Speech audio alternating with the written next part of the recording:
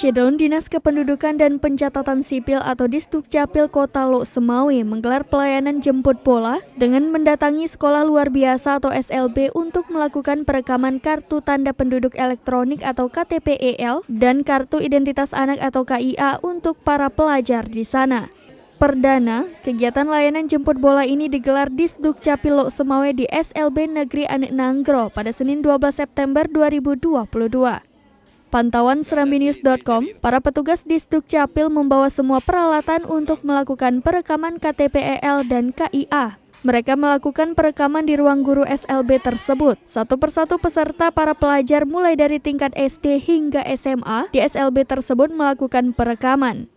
Dimulai pemotretan hingga sidik jari, mereka melakukan perekaman, maka para pelajar pun mendapatkan hadiah yang disediakan oleh pihak Disdukcapil.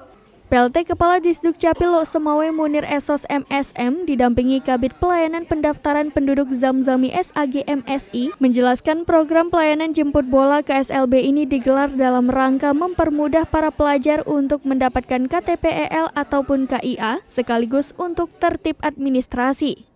Menurutnya, kegiatan layanan jemput bola ini akan digelar ke seluruh SLB di Kota Lok Sumawe. Harapannya, seluruh murid di SLB Kota Lok Sumawe mendapatkan kartu identitas kependudukan.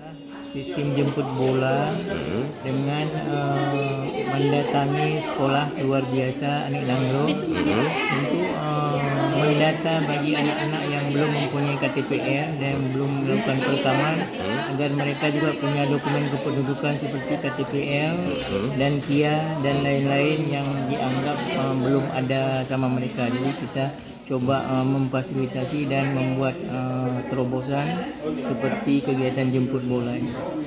Tujuan dari kegiatannya sendiri apa? Tujuan ini untuk menciptakan tertibnya administrasi kependudukan untuk segala lapisan masyarakat, baik itu penyandang disabilitas maupun Dari Lok Sumawe, Saiful Bahri, Serambi On TV.